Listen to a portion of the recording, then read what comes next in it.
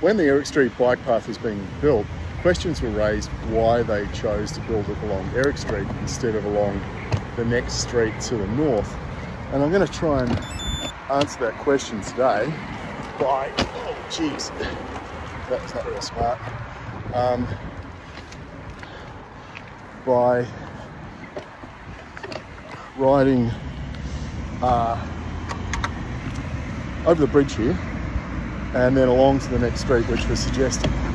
Now of course the good thing about choosing Eric Street as a route is it's got a bridge across this street here, which makes life a hell, sorry, it's got a bridge across the railway line at this point, whereas the next place doesn't. Now I'm also just going to show you a bit of topography as well and some other stuff. So Eric Street, for instance, has a primary school just on the other side of the railway line. So building a bike path along here, straight past the school, makes a lot of sense. Now a councillor has told me that there's a plan to replace this bridge and put the bike path on the other side of the road. So it's not going to go exactly past the front door of the school, but it's going to be close enough. Oh damn it, this is okay. This is a very confusing tour so far. Now this is the school here on the corner, and the idea is they're going to run the bike path up the other side of the road there. And one day I might do one of these up the nose tours and show you what that path is going to look like if they get around to building it.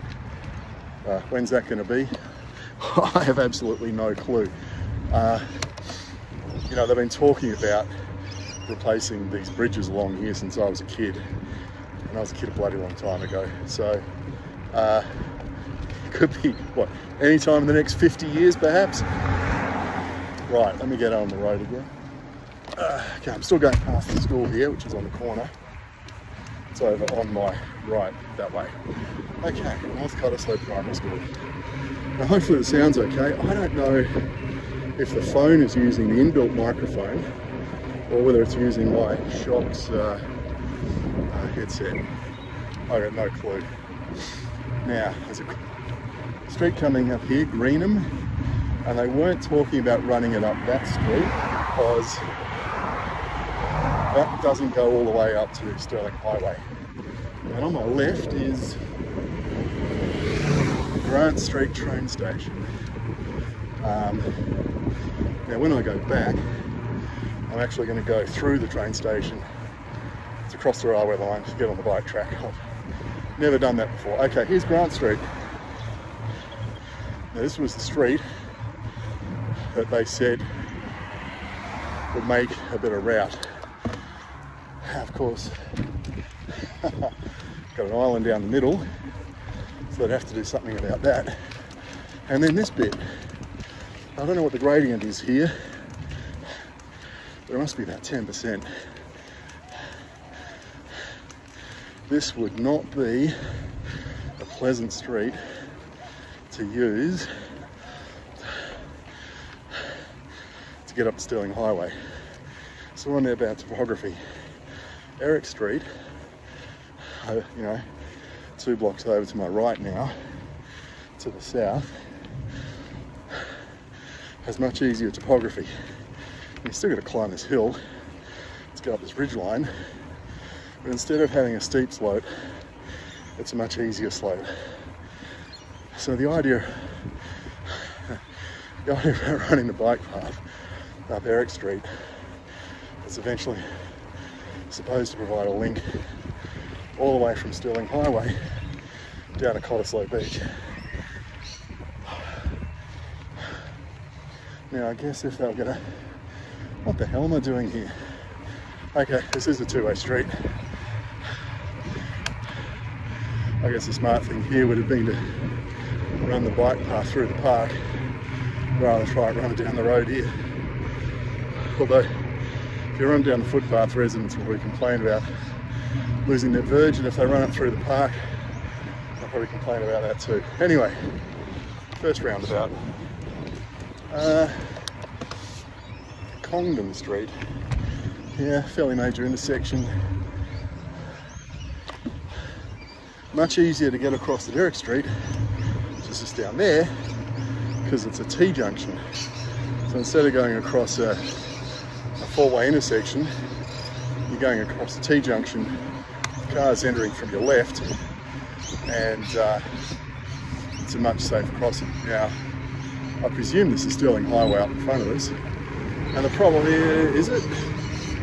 Yeah, okay, Sterling Highway, but if you actually want to get across Sterling Highway to get into the suburb over there, you've then got this serious problem in that, I'll just pull over here and we can have a look. Where the hell do you go here? And the thing is, there's also no traffic lights. So at Eric Street, at least there's a set of lights that can get cyclists safely across the road. Right, let's do a U-turn and go back to the train station and cross over there. And this time I'll cut through the park and you can see what the topography is like in the other direction. So this is one of those cases where the council and the planners really did know what they were doing. I think. You know, when they looked at Eric Street, they probably looked at Grant Street. Yeah, it was probably a bit of a no-brainer. It certainly is to me. And if anyone actually got on a bike and tried riding it, the answer would be incredibly obvious as soon as you try to climb that hill. Versus, yeah, crikey, thanks mate. Tiniest car takes up all the road. Okay, let's go through the park. Jasper Green Reserve.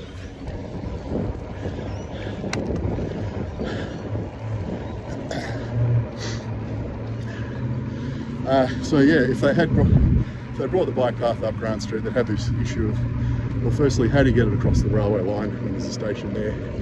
And the answer is not very conveniently. Then you've got to get across that road down the bottom, and then you've got to deal with this pretty steep hill. Now, obviously these days with e-bikes, you know, hills like that are really not the problem they used to be, assuming you have an e-bike, which I don't.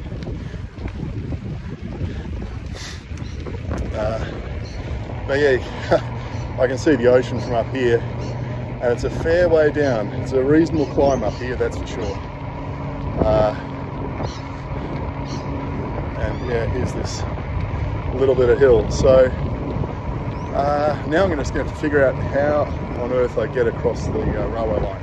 Hopefully the wind noise isn't too bad. There's just a slight breeze that I'm riding into at the moment.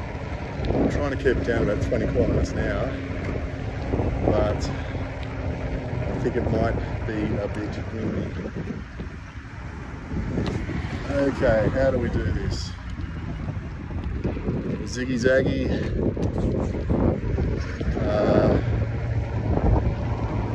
Yeah, it's definitely a sea breeze coming in. It's a lot cooler riding into the breeze than away from it. Okay, well, it's not too hard to get across there. Now we do the old U-turns to get down onto the path. I mean, that's not too bad at all, but yeah, anyway, you'd now have to get across this road to get onto Grant Street. Right, let's see if I can get across here without getting clobbered. There we go.